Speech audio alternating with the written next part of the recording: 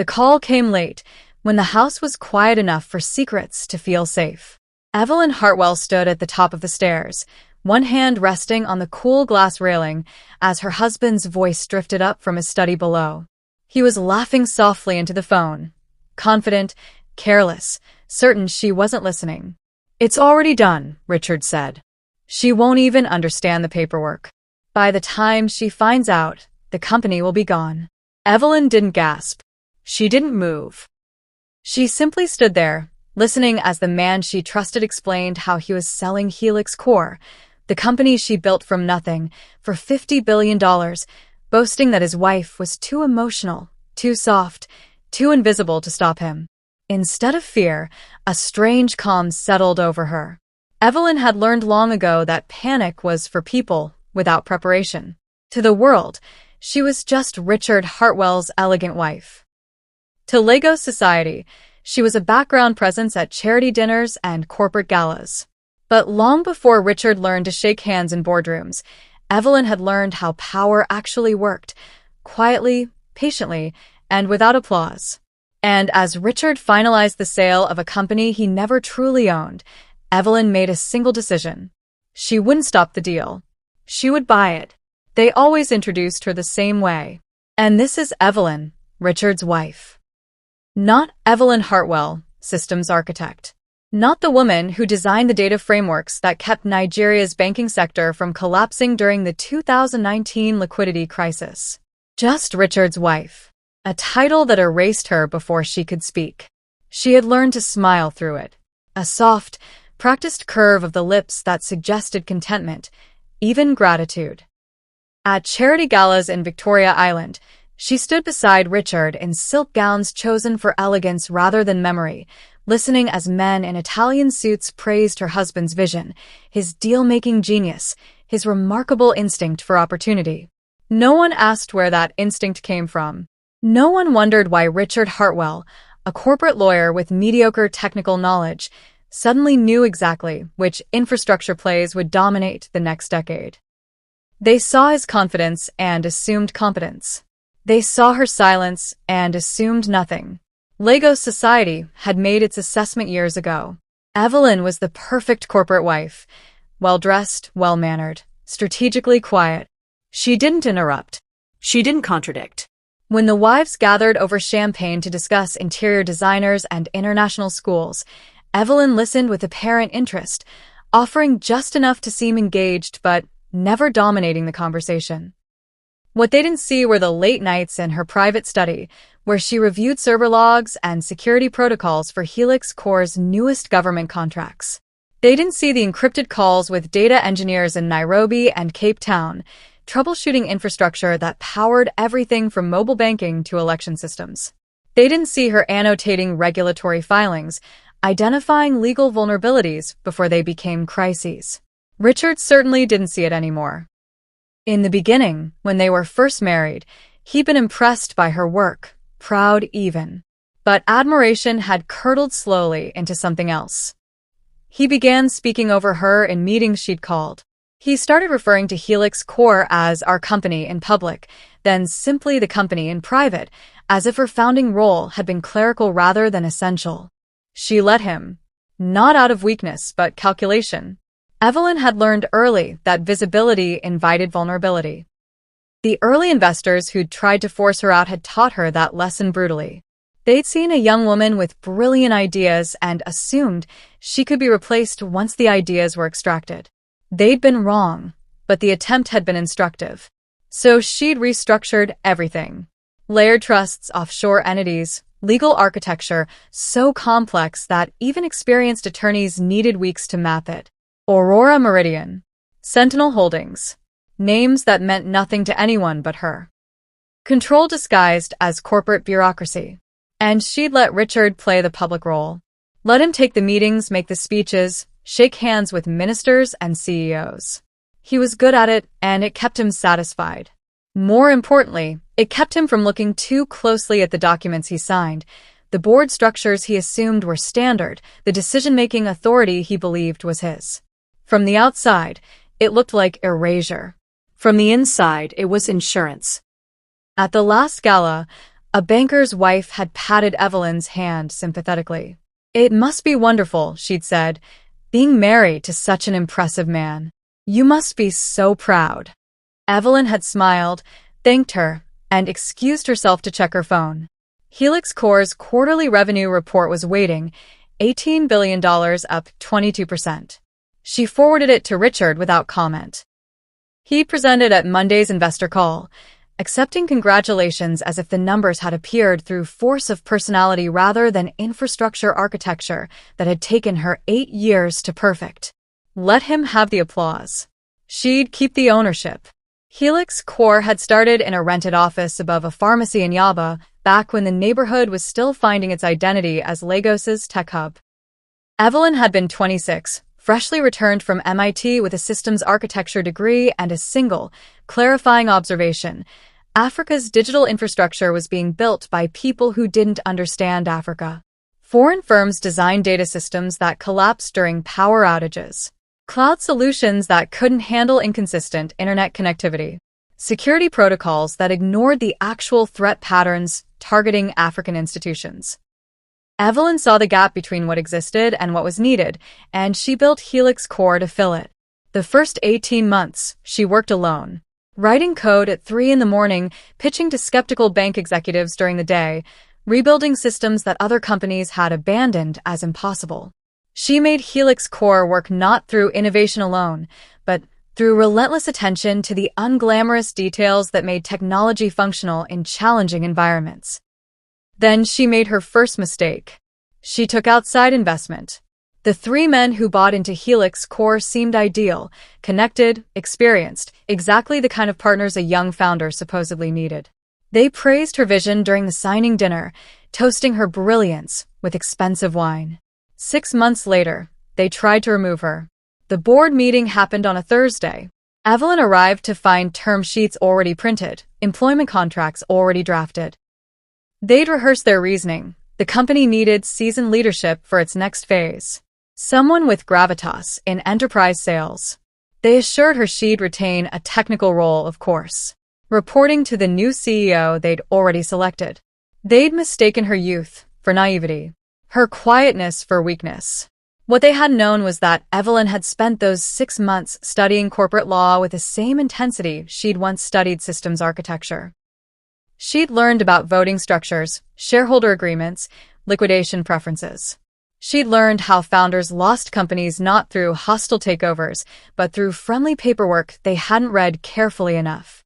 The term sheets they'd had her sign included provisions they'd assumed she hadn't understood. Provisions she'd negotiated specifically for this moment. Evelyn had structured her shares with supervoting rights, drag-along clauses that required unanimity for founder removal, and transfer restrictions that made their own shares effectively worthless, without her consent. The meeting ended with the 3 men leaving Helix Core entirely, bought out at the minimum price the agreements allowed. After that, Evelyn rebuilt the ownership structure from nothing. She created Aurora Meridian first, a trust registered in Mauritius with herself as sole beneficiary. Then Sentinel Holdings, layered on top. Then 3 more entities, each one a shell protecting the one beneath it, until the ownership chain became a maze that only she could navigate. She brought in new capital through debt rather than equity, maintaining control while funding expansion. She appointed a board that looked impressive on paper, but held no actual authority over operational decisions. She made Helix Core legally bulletproof, structurally opaque, and functionally hers. By the time she met Richard 3 years later, Helix Core was generating $4 billion annually, powering infrastructure across 11 countries, and owned entirely by a woman whose name appeared nowhere in the corporate registry. She'd learned the hard way. Visibility invited theft. Documentation invited challenge. Silence invited underestimation. And underestimation, she discovered, was the most useful weapon of all. She met Richard at a legal conference in Abuja, where he was presenting on cross-border M&A structures, and she was there to understand regulatory changes affecting data sovereignty. He was handsome in the effortless way that came from good genetics and better tailoring, his confidence filling rooms before he did. He noticed her during the coffee break, approached with practiced charm, and asked intelligent questions about infrastructure law that suggested he'd actually listened to her panel comments. Evelyn, exhausted from years of defending her territory alone, found herself genuinely interested. Richard Hartwell was everything her world lacked. Warm where her industry was cold, socially graceful where she was strategically reserved, enthusiastic about possibilities where she'd learned to expect betrayal. He made her laugh. He remembered details from conversations. He seemed, remarkably, to see her as someone worth knowing beyond her usefulness. The courtship was textbook. Dinners at Dongjong in Victoria Island, weekend trips to the Lekki Conservation Center, long conversations about building something meaningful together. Richard spoke about partnership the way Evelyn had once dreamed about it. Two capable people amplifying each other's strengths, building an empire together rather than alone. He proposed after 8 months, and she said yes without hesitation. The first year of marriage was exactly what he'd promised. Richard joined Helix Core officially, handling business development and client relations with natural ease. He was genuinely good at it. He remembered executives' children's names, knew which ministers preferred late meetings and which preferred golf courses, could read a room's power dynamics in seconds. Evelyn handled the technical architecture and strategic vision. Richard handled the performance of corporate theater. It worked because they both brought value.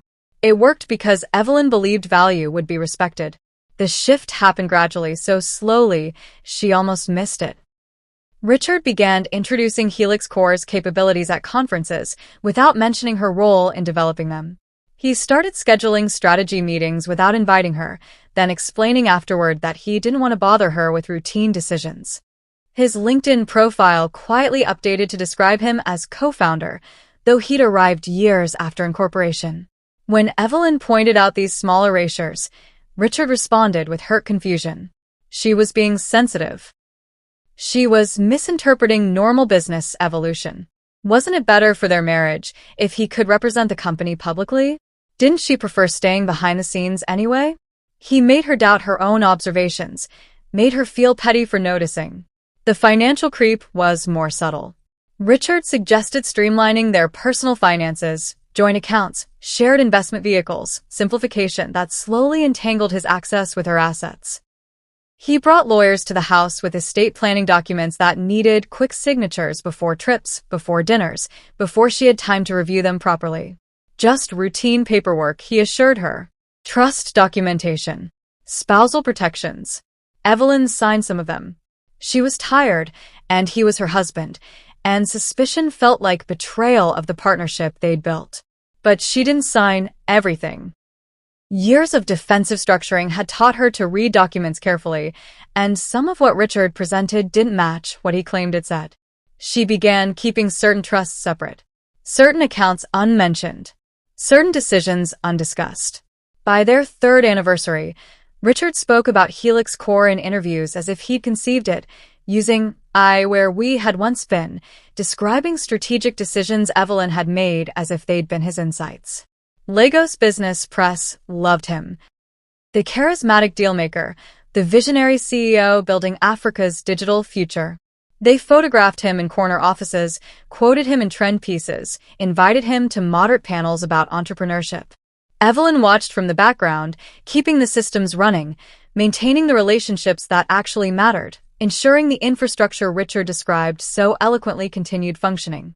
She told herself it was practical. He was better at public performance.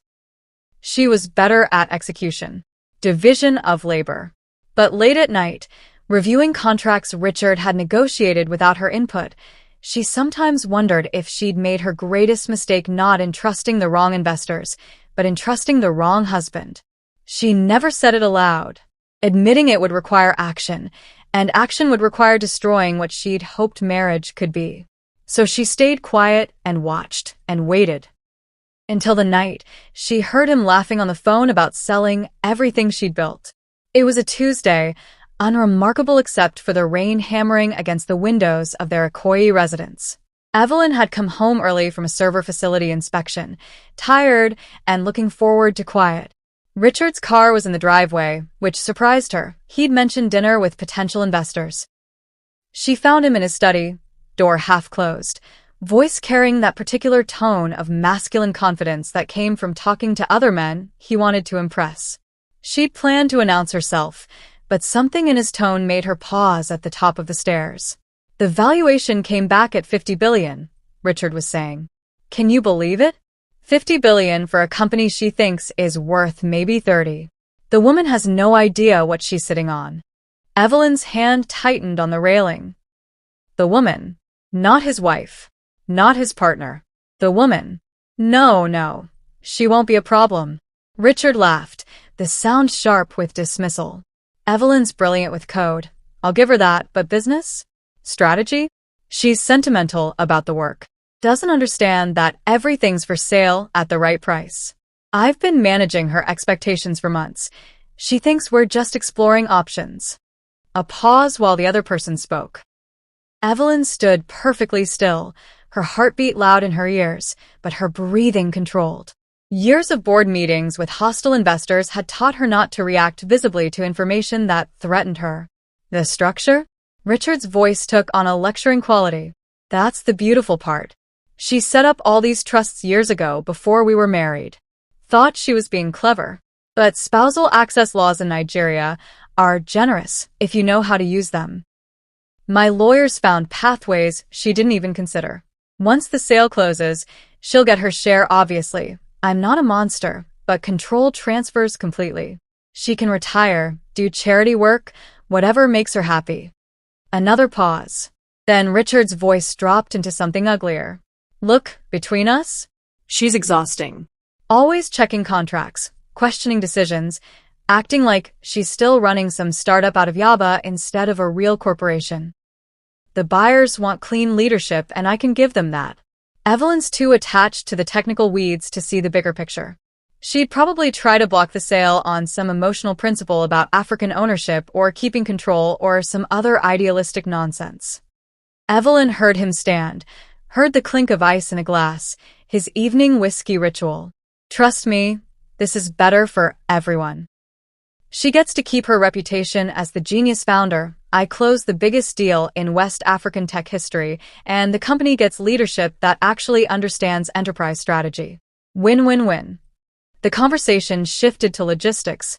Timeline. Due diligence. Announcement strategy. Richard mentioned a firm Evelyn had never heard of, Apex Meridian Capital, as the lead buyer. He talked about coordinating with his legal team to ensure smooth transfer of operational authority.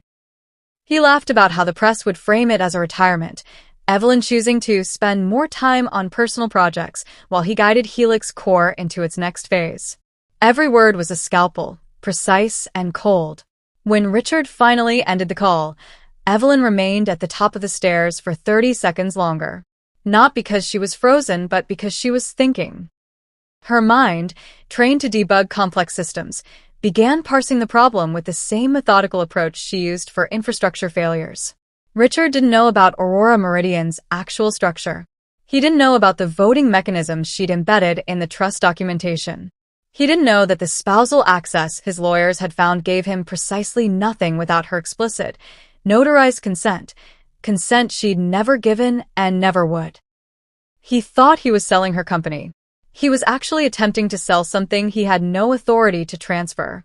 The legal implications alone would take his lawyers months to untangle, by which time the buyers would have walked and Richard's reputation would be permanently damaged. She could stop this with a single phone call to her legal team. But as Evelyn stood there in the dark hallway of the home she bought with Helix Core's first profits, listening to her husband pour his second whiskey and hum something satisfied, a different idea took shape. Richard wanted to sell Helix Core for $50 billion. Fine. Let him try. And when the buyer revealed themselves, when the deal closed and the paperwork finalized, when Richard stood in that boardroom accepting congratulations for the sale of the century, that's when she'd show him exactly who'd been signing the contracts. Evelyn turned and walked back to her own study, closing the door with careful silence. She had work to do. Aurora Meridian had existed in corporate registries for 8 years, a Mauritius-based trust that appeared in footnotes of regulatory filings but never attracted attention. To auditors, it was just another offshore vehicle in the complex ownership chain of African tech companies. To Richard's lawyers, if they'd even noticed it, it would have looked like standard asset protection. To Evelyn, it was a loaded weapon she'd been maintaining since the day those first investors tried to take her company. The next morning, she contacted Marcus Chen, the only lawyer who knew Aurora Meridian's true structure. They'd worked together since Helix Core's early days, when Marcus was a junior associate willing to take meetings with founders who couldn't afford senior partners. Now he ran his own firm specializing in complex corporate architecture, and he owed his reputation partly to the elegant structures he'd helped Evelyn build. "I need Aurora Meridian operational," she told him over encrypted video call. "Full acquisition capability. $50 billion deal." Marcus didn't ask why. He'd learned years ago that Evelyn's instructions came with reasons that would be explained exactly when necessary. Timeline: Richard's moving fast. I'd estimate 4 to 6 weeks before he tries to close. He's selling Helix Core. Not a question. Marcus had always been quick. He's trying to. A pause, then Marcus smiled slightly. "You're going to buy it. Aurora Meridian is going to buy it. I'm going to stay invisible."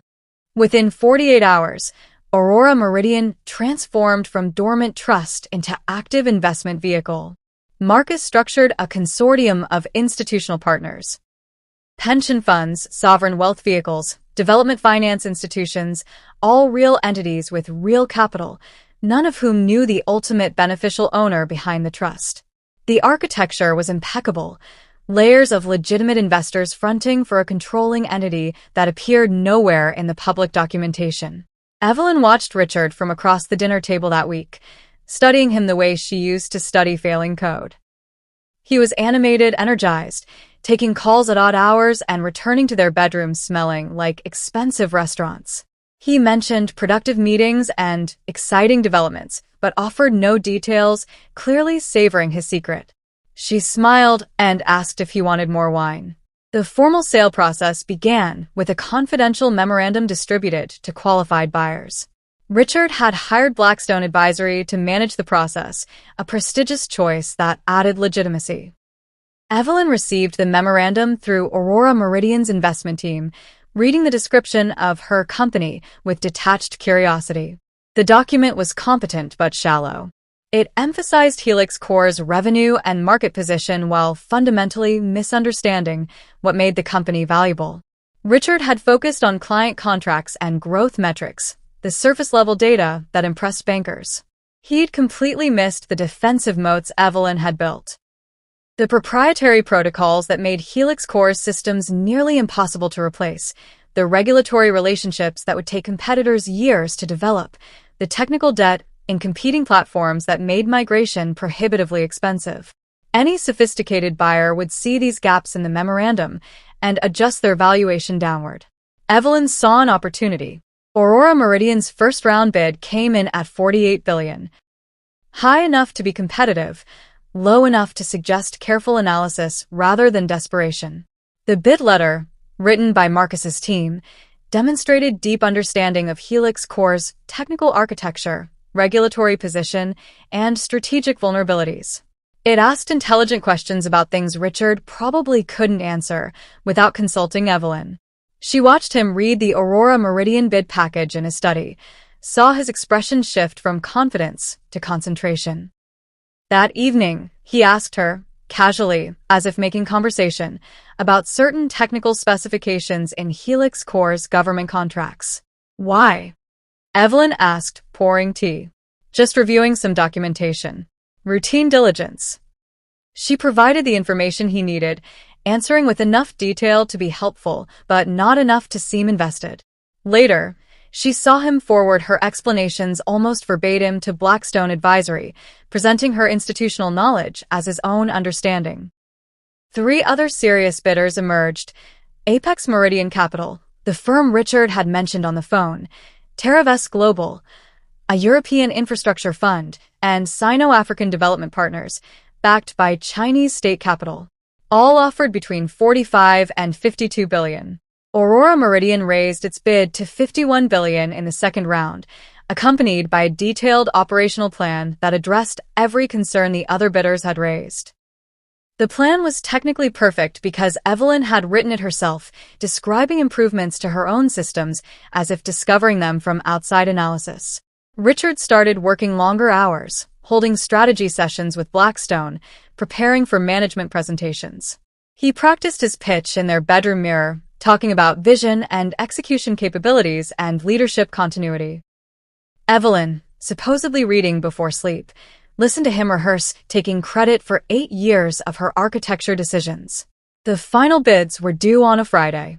Aurora Meridian submitted $50 billion, $500 million, a precise number that signaled serious intent and available capital.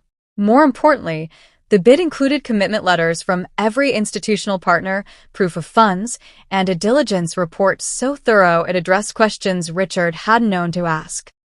That weekend, Richard took her to dinner at Dongjong, the same restaurant where he'd proposed.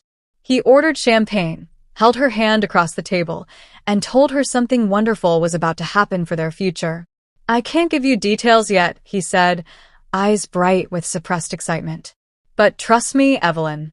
Everything's about to change." She smiled at him, squeezed his hand, and thought about the document sitting in Marcus Chen's office. A document Richard would see very soon, revealing exactly who Aurora Meridian's controlling party was. "I trust you," she said. It was the last lie she would tell him.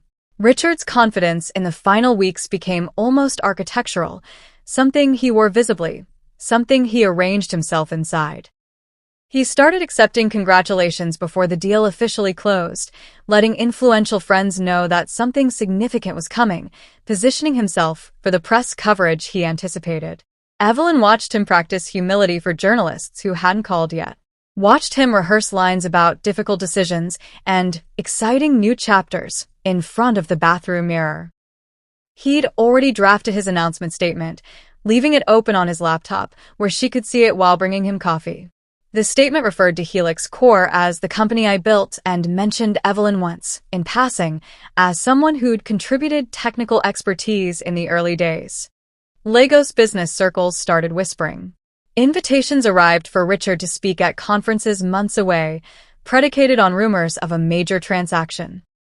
His assistant fielded calls from headhunters representing other companies, other boards, all assuming Richard Hartwell was about to become the most sought-after executive in West African tech. The mistress became less careful. Evelyn had known about her for 6 months. Chisholm, a brand strategist Richard had hired to refresh Helix Core's market positioning. The affair was conducted with the particular carelessness of men who believe their wives are too unworldly to notice hotel charges and evening meetings that ran past midnight. Chisholm started appearing at industry events on Richard's arm, introduced as a key strategic advisor, her presence justified by professional vocabulary that fooled no one. At a tech summit in Victoria Island, Evelyn watched Chisholm whisper something to Richard that made him laugh, her hand resting on his forearm with possessive familiarity. Later, she overheard Chisholm telling another woman at the bar that she was helping Richard through a complicated transition period. "His wife," Chisholm said, voice carrying over the music, "is lovely, but she doesn't really understand the business side. Richard needs someone who can match his ambition." Evelyn ordered another sparkling water and said nothing. Let them think her oblivious. Let them believe the narrative Richard had constructed, the technical genius too naive for corporate complexity, the wife too trusting to see betrayal happening in plain sight. Blackstone Advisory scheduled the final closing meeting for a Thursday, 3 weeks after Aurora Meridian's winning bid. Richard blocked his entire calendar, brought in his personal attorney, arranged for a photographer to capture what he called a historic moment for African technology. The night before, he practiced his closing remarks at home, standing in his study with a glass of scotch, voice pitched for boardroom acoustics. "This transaction represents more than a financial milestone," he rehearsed. "It represents the maturation of African tech from startup culture to institutional durability." Evelyn, passing in the hallway, paused to listen. Some will ask whether we're selling too early, Richard continued, addressing an imaginary audience. But leadership means knowing when you've taken a company as far as you can personally, and having the courage to pass the baton to those with greater resources and global reach. He believed it. That was the remarkable part. Richard had convinced himself that he was making a noble sacrifice, that selling Evelyn's company. The infrastructure she'd architected, the relationships she'd built, the systems she maintained, was an act of strategic wisdom rather than betrayal. She walked away before he could see her, returning to her own study where Marcus Chen was waiting on encrypted video. Everything's in place, Marcus confirmed. The fund transfers cleared. The disclosure documents are prepared. All Aurora Meridian partners have signed off on the reveal protocol. And the documentation showing Richard's attempted fraud? Compiled, cross-referenced, and ready for immediate distribution to the Securities and Exchange Commission if needed. The audit trail is very clear, Evelyn. He signed documents claiming authority he didn't legally possess. If he'd succeeded in closing this sale without proper authorization, he'd be facing criminal charges. He still might be. Marcus adjusted his glasses, expression careful. Are you sure you want to go through with the reveal tomorrow? You could stop this quietly. Void the sale on technical grounds, restructure, without the public exposure. Evelyn considered the question seriously. She could protect Richard's reputation, preserve the fiction of their marriage, let him believe he'd failed for reasons he didn't understand. It would be cleaner, quieter, but it would also let him try again. And it would leave every other woman facing similar erasure without a clear example of what happened when men mistook patience for powerlessness. No, she said. Tomorrow, in the boardroom, everyone learns exactly what Richard tried to sell and who actually owned it all along. It will destroy him professionally. He was willing to destroy me. The difference is, I actually built something worth destroying. After the call, Evelyn dressed for bed, maintaining the evening routine Richard expected. He was still in his study, probably reviewing deal documents one last time, imagining tomorrow's triumph. She could hear him on the phone, voice warm with pre-celebration confidence. She lay in the dark, thinking about the woman she'd been when she built Helix Core's first systems in a rented office above a pharmacy. That woman had been optimistic, trusting, naive enough to believe competence alone would protect her. 8 years of defensive architecture had taught her differently. Tomorrow, Richard would learn what she'd always known. Quiet women aren't weak women. They're just women choosing their moment carefully. And his moment was over. The morning of the closing, Richard woke at 5:30, too energized to sleep. Evelyn heard him in the shower, humming something tuneless, the sound of a man convinced today would define his legacy. She made coffee while he dressed, choosing his best suit, the charcoal Tom Ford he saved for moments he considered significant. You don't have to come, he told her over breakfast, the offer made with what he probably thought was kindness. I know these financial meetings bore you. I'll tell you everything tonight over dinner. I'd like to be there, Evelyn said quietly. If that's all right. Richard looked surprised, then pleased. Of course. It'll be good to have you there. Historic moment for both of us. She smiled and said nothing. The closing was scheduled for 10 o'clock at Blackstone Advisory's headquarters in Victoria Island, a glass tower that reflected Lagos Harbor with geometric precision. Richard's attorney met them in the lobby, carrying document cases that contained what he believed were transfer agreements for $50 billion. Chisholm was already upstairs, Richard explained, helping coordinate the post-announcement media strategy. The conference room occupied the entire 23rd floor, floor-to-ceiling windows offering views of the city Evelyn had spent 8 years wiring with infrastructure. Blackstone's senior partners were arranged along one side of the table, Richard's team along the other. Chisholm sat near the back, dressed like someone expecting to appear in photographs later. Evelyn took a seat at the far end of the table, the position usually reserved for observers rather than principals. Richard barely noticed, too focused on the presentation materials being distributed. At exactly 10 o'clock, the Blackstone managing director stood. Gentlemen, Mrs. Hartwell, thank you for gathering today for what is indeed a historic transaction. The sale of Helix Core for $50.5 billion represents the largest technology acquisition in West African history. Richard accepted the compliments that followed with practiced modesty, thanking his team, thanking Blackstone, referencing the difficult but necessary decision to sell the company he'd supposedly built. His prepared remarks were smooth, confident, perfect for the recording that would later become press material. Before we proceed to signatures, the Blackstone director continued, we have representatives from Aurora Meridian joining us. They've requested to participate remotely for the initial formalities. A screen flickered to life at the head of the table. Marcus Chin appeared, dressed in formal business attire, flanked by two attorneys Evelyn recognized from his firm. Good morning, Marcus said. Thank you for accommodating Aurora Meridian's request for remote participation. We have some preliminary documentation to review before proceeding to the formal transfer.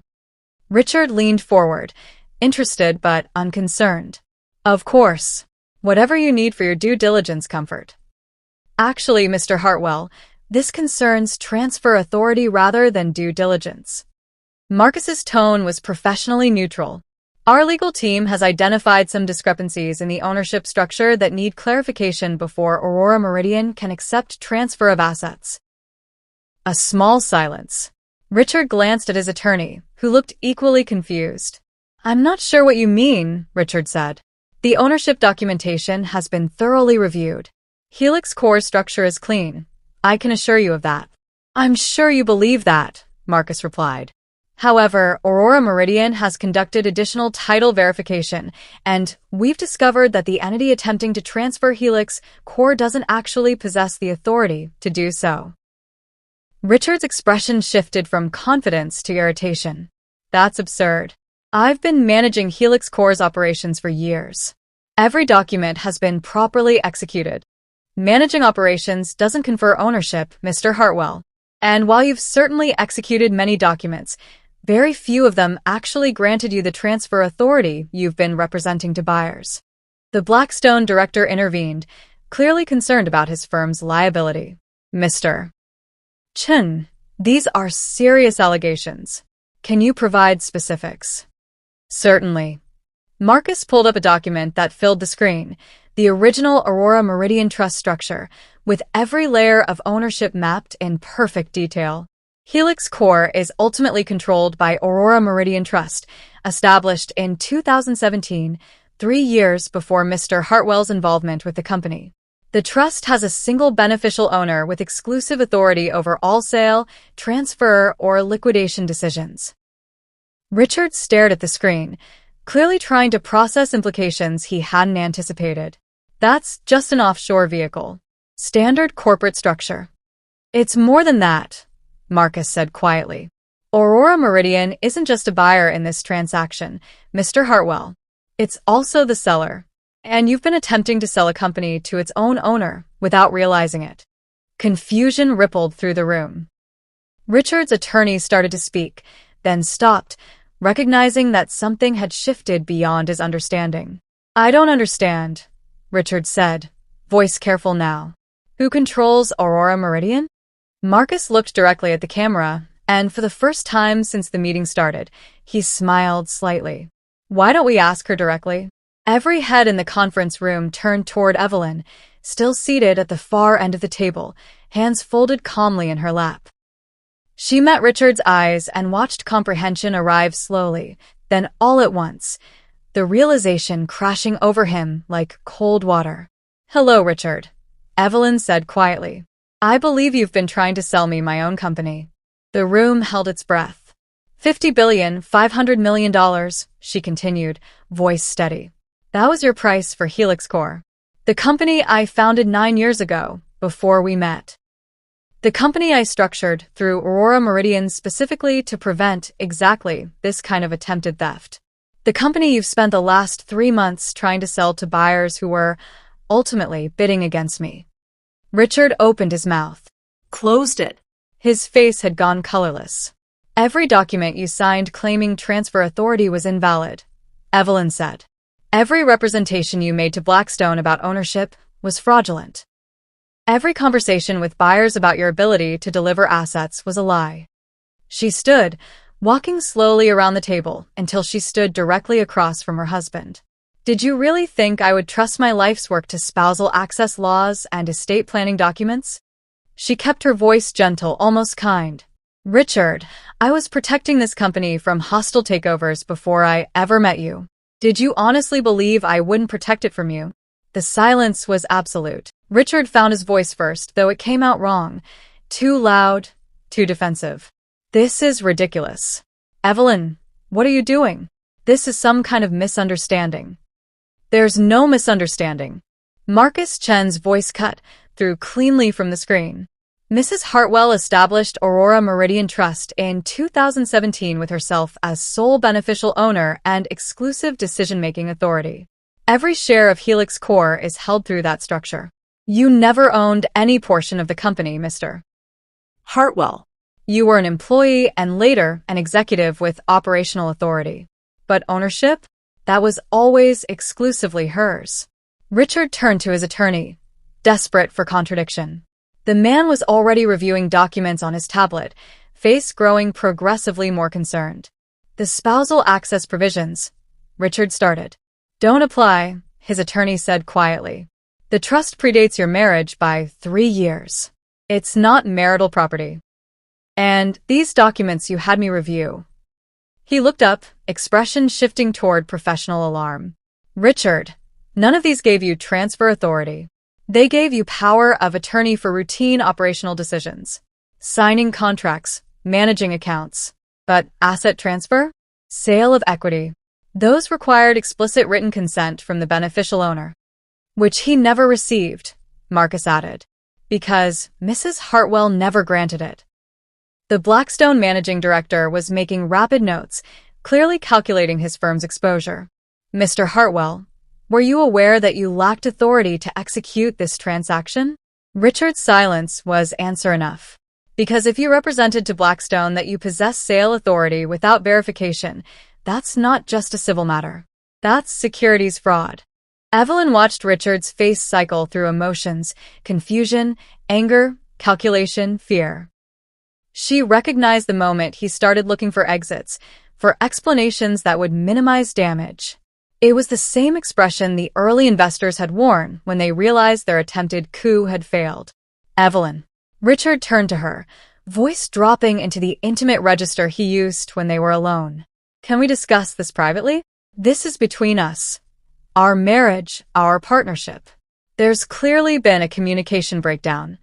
There's been no breakdown, Richard. There's been clarity.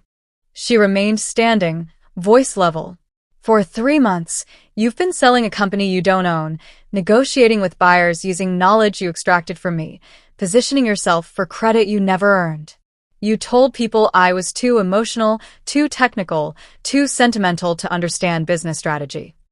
She pulled a small recording device from her pocket, placed it on the table. You told investors I wouldn't be a problem, she continued. That I could do charity work while you ran the real corporation. You described me as exhausting, as someone who needed to be managed, as someone whose attachment to Helix Core was weakness rather than ownership. Richard stared at the recorder, comprehension dawning. Every call you made from our home was on a network I built, Evelyn said simply. Every document you drafted went through servers I controlled. Did you really think I wasn't watching? Chisholm stood abruptly from the back of the room, sensing the direction this was heading. Richard barely noticed her movement, too focused on the dissolution happening in front of him. Mr. Chen, the Blackstone director said, voice careful now, what is Aurora Meridian's position regarding this transaction? Aurora Meridian is prepared to proceed, Marcus replied. Not with Mr. Hartwell as counterparty, obviously, since he lacks authority.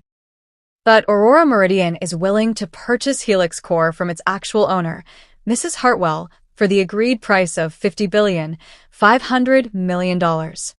The absurdity hit everyone simultaneously.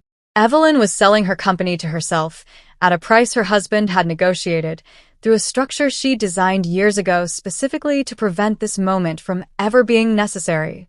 This is insane, Richard said, voice rising. You can't just, this is our life, Evelyn. Our marriage. Our future. You can't destroy everything over a business disagreement. It's not a disagreement, Richard. It's theft. Evelyn's voice stayed quiet, but something in her tone made the entire room lean in to hear. You attempted to steal my company. You forged documents, made false representations, committed securities fraud. You didn't do it out of ignorance. You did it because you genuinely believed I was too insignificant to stop you. She walked back to her seat, gathered her bag with deliberate calm. Aurora Meridian's transaction will proceed, but not through Blackstone. Marcus will handle the technical transfer directly, essentially moving Helix Core from one pocket to another while establishing a new governance structure. Richard will be removed from all operational roles immediately. You can't fire me, Richard said, but there was no conviction in it. I can and have. Security is waiting downstairs to collect your access credentials and escort you from any Helix Core facility. She turned to the Blackstone director. Your firm will receive documentation regarding Mr. Hartwell's misrepresentation within the hour. How you handle your own liability exposure is your decision. The director nodded slowly, already mentally drafting the memos that would protect his firm. Mrs. Hartwell, he said carefully, Blackstone had no knowledge of these irregularities. We operated in good faith based on Mr. Hartwell's representations. I know. That's why I'm not pursuing action against your firm. She glanced at Richard. The Securities and Exchange Commission will receive a full report regarding Richard's activities. They'll determine appropriate consequences. Richard finally moved, standing so quickly his chair scraped backward. Evelyn, please. Can we just, somewhere private, we can talk about this. Fix this. She looked at him fully for the first time since the reveal, and her expression wasn't angry. It was something worse. It was done. There's nothing to fix, Richard. This isn't about our marriage failing. It failed the moment you decided I was invisible enough to betray. She picked up her bag. You'll receive divorce papers next week. The settlement will be generous. More generous than you deserve, because I'm not interested in prolonging this. You planned this, Richard said, and there was something like awe in his voice beneath the devastation. All of it. You knew what I was doing, and you let me keep going just so you could, what? Humiliate me? No, Evelyn said. I let you keep going so everyone would see exactly what you were willing to do. So the next time a man tries to sell a company his wife built, someone will remember this moment. So the next time a woman is called too emotional or too technical to understand business, someone will remember that I understood business well enough to outmaneuver you at every single step. She walked toward the door, then paused. You wanted to sell Helix Core for $50 billion, Richard. Congratulations. You got your price. You just didn't get the buyer you expected. The door closed behind her with a soft click. Behind it, she could hear the eruption of voices. Richard's attorney, the Blackstone team, chaos spreading through a room that had expected celebration. Evelyn walked calmly to the elevator, nodded to the security team waiting to retrieve Richard's credentials, and stepped into the glass-walled car that would carry her down to street level. Through the windows, Legos spread out beneath her. The city she'd spent 8 years building infrastructure for, the networks she'd architected, the systems she'd protected. Her systems. Her company. Her city. Richard had thought silence meant absence of power. He'd learned otherwise. And tomorrow, when the story broke across every business publication in Africa, everyone else would learn it too. The story broke before tomorrow arrived. By evening, Tech West Africa had the headline, Helix Core founder Evelyn Hartwell reveals hidden ownership, blocks fraudulent sale. By midnight, Bloomberg, Reuters, and the Financial Times had picked it up. By morning, it was the lead story across continental tech coverage, financial news, and, inevitably, international business scandal reporting. The details were precise because Evelyn's legal team had prepared the narrative carefully. Not revenge gossip, but documented fact. Richard Hartwell had attempted to sell a company he didn't own, misrepresenting his authority to buyers, advisors, and regulators. Evelyn Hartwell, the actual founder and sole owner, had been operating in deliberate silence for years, protecting her company through defensive corporate architecture while her husband took public credit for her work. The secondary narrative emerged quickly. This wasn't just about one marriage or one company. It was about systematic erasure of women founders, about how easily competence could be attributed to the louder voice in the room, about structural vulnerabilities that let spouses and partners claim ownership of work they'd never done. Within 48 hours, Evelyn received interview requests from 63 publications. She declined all of them, releasing instead a single written statement through Marcus Chen's firm. Helix Core was built to solve African infrastructure challenges using architecture designed by Africans for African contexts. That mission hasn't changed. What has changed is my willingness to remain invisible while others take credit for that work. Going forward, Helix Core will operate under transparent governance that protects founders, particularly women founders, from the structural vulnerabilities that enable silent dispossession. The statement included specifics. A new governance framework Evelyn had designed, template documents that other founders could use, legal architecture that made erasure technically difficult even in marriages or partnerships. She released it all publicly, free, with implementation guidance. Within a week, 7 other women founders came forward with similar stories: husbands, partners, co-founders who'd gradually claimed credit, renegotiated ownership, positioned themselves as the real leadership. None had Evelyn's defensive structures in place. Most had simply accepted the erasure as the cost of domestic peace. Evelyn hired 3 of them. Richard, meanwhile, faced consequences that accumulated with mathematical precision. The SEC opened a formal investigation into securities fraud. Blackstone Advisory terminated their relationship and flagged him internally as a risk. Board positions he'd been negotiating quietly disappeared. The corporate law firm where he still technically maintained a partnership asked for his resignation. Chisholm left him 2 weeks after the boardroom reveal, a detail that reached Evelyn through Lagos social channels rather than direct communication. Apparently the relationship had been contingent on Richard's trajectory toward power and wealth, neither of which survived exposure. The divorce proceedings were efficient. Evelyn's attorneys presented documentation so thoroughly prepared that Richard's lawyers advised immediate settlement. The terms were exactly as she'd promised: generous financially, devastating professionally. Richard received enough to live comfortably, but nothing approaching the wealth he'd tried to claim through Helix Core's sale. More importantly, the settlement included non-disparagement clauses with severe financial penalties, ensuring he couldn't spend years reconstructing the narrative in his favor. 3 months after the boardroom reveal, Evelyn stood in a different conference room, Helix Core's primary facility in Victoria Island, announcing the company's new governance structure to assembled employees, board members, and investors who'd been quietly watching to see what she'd do with reclaimed authority. "For 8 years," she said, "I ran this company from behind a structure designed to make me invisible. That was strategic at the time, necessary even. But invisibility has costs. It lets others claim your work. It lets them rewrite history with themselves as protagonists. And most dangerously, it lets them believe their own revision." She pulled up a presentation that showed Helix Core's new board composition. Majority women, majority African, majority technical experts rather than pure financiers. Decision-making authority clearly mapped, ownership transparency mandatory, spousal access specifically limited by corporate charter. "We're implementing this governance framework across Helix Core immediately," Evelyn continued. "And we're open-sourcing the legal architecture for any founder who wants to protect themselves similarly. Because what happened to me wasn't unique. It was just usually invisible." The room was silent, attentive in a way that felt different from before.